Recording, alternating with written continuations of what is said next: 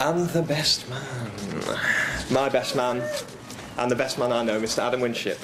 All the way from New Zealand, Australia.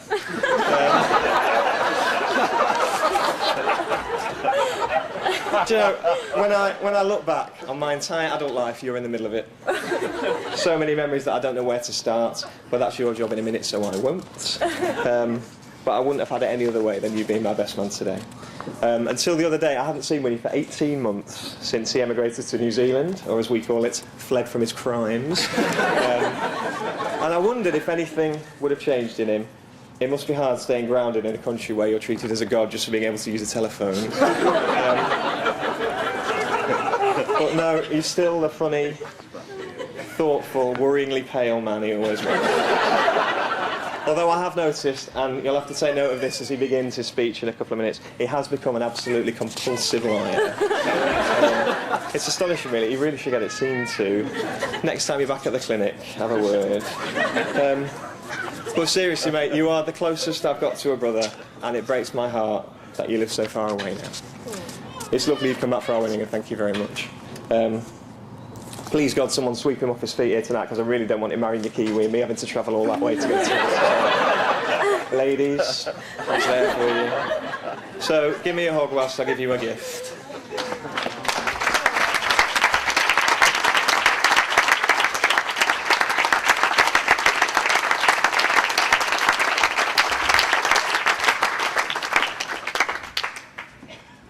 So the other day, right, I was at, it was the hen do, and I had to leave my house for the weekend, and I went to the Farnborough Air Show with my dad over there, and we had a great day. We went on an A380, which was absolutely amazing for an absolute geek like me. And it was only slightly spoiled by a conversation Dad and I had on the way. We were stuck in traffic, and we got talking about the wedding, and I was saying how much I worried that I'd be sad at the end of the night because it would all be over, and I will be. I mean, I know that married life will be great, obviously, with Tam, who's absolutely lovely, and I can't wait to start it. I'll come on to Tam in a minute. I can't wait to start it. But this is special, and it's so sad for me that it can only last a few hours. So I love you all so very much. It's such a shame that a few people we'd really like here can't make it. And of course, we're both, Tams and I, are both thinking about the people we love who aren't with us anymore, but who I know are looking down on us tonight. I just hope they can see through ceilings. Otherwise it wouldn't work, would it? And so Dad, anyway, we're talking, Dad and I, and Dad looked all sympathetic at this story, me contemplating me being sad and everything, and he said, "Do you want to know what your mum and I got up to on our wedding night?" Never in my life have I wanted to answer a question with a more resounding no. But it turns out he wasn't being rude, and in fact my parents got married on the night of the Queen's Silver Jubilee, so they went upstairs after the wedding and watched the parade on TV. Who says romance is dead? But he then asked if I was looking forward to getting married to Tam, and never in my life have I wanted to answer a question with a more resounding yes. Tam, honey, wifey, my absolute soulmate. I may cry at this point. I'm allergic to the flower. I knew that I'd have to say how I felt when I saw you coming down the aisle today, but I didn't want to cheat and write it down in advance, so I wrote down some adjectives that I thought might be appropriate with a view to padding it out on the night. And they were dazzling, beautiful, crowded, late, and none of them come close to doing you justice, especially not late, because you actually bang on time and beat some of the guests. But you are absolutely wonderful in every possible way.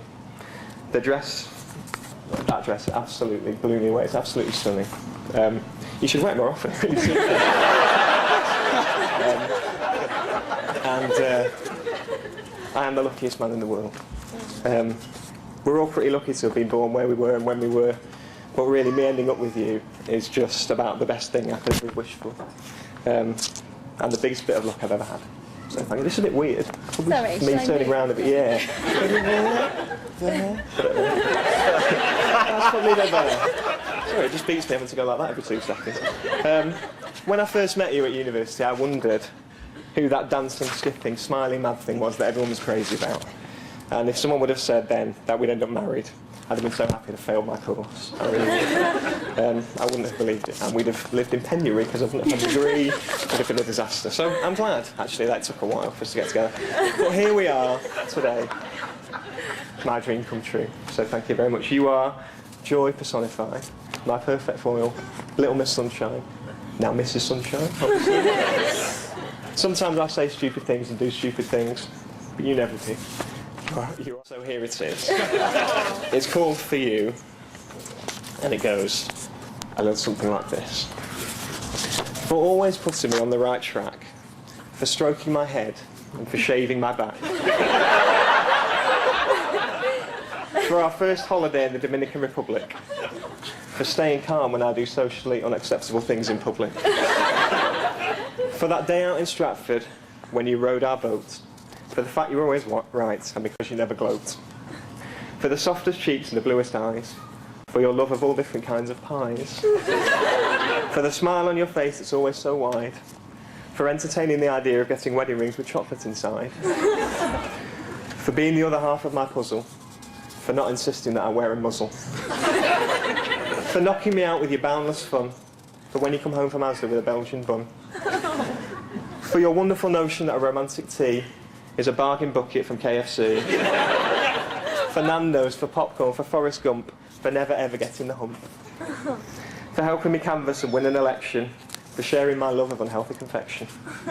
For being the teacher who's top of the class, for not slapping my face when I made that pass at you when we were 19. Always works. For tidying up when I moan about mess, for starting all this when you answered me yes. For all the love that you have in your heart, for sharing with me such a generous part. For not going mad when I leave you for meetings. For refraining from giving me regular beatings. 2 more pages, yeah? For all those hugs when I'm warm and you're cold. For still holding hands when we're 90 years old. For all the amazing adventures we've had. For not minding that our children may resemble their dad. For the binding contract you've just signed with me, legally obliging yourself to remain in close contact in perpetuity. For putting up with the terrible jokes. For not keeping me locked in the boot when we visit your folks. For coming to live with me, leaving the south.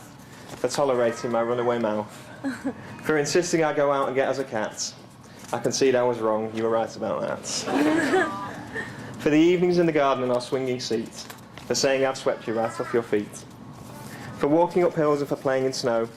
What you're doing with me, love, I really don't know. For looking at the stars when we lie on our lawn. It's powerful stuff.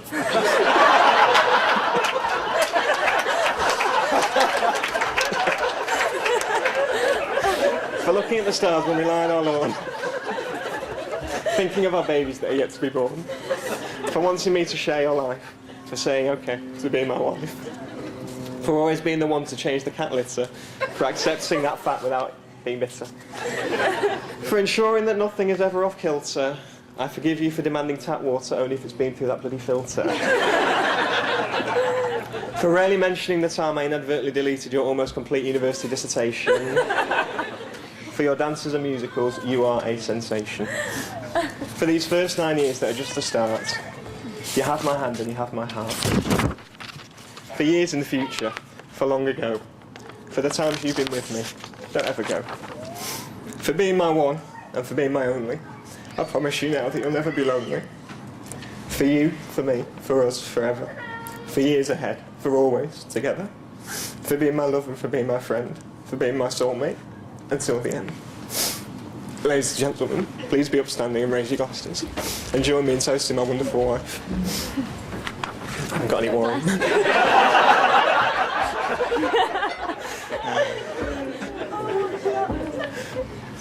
Wait for it.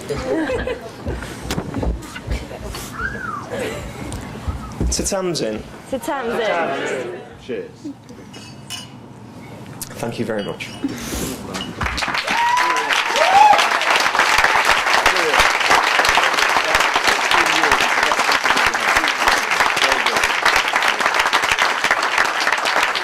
I think you ought to remain standing, ladies and gentlemen. That was a really good speech.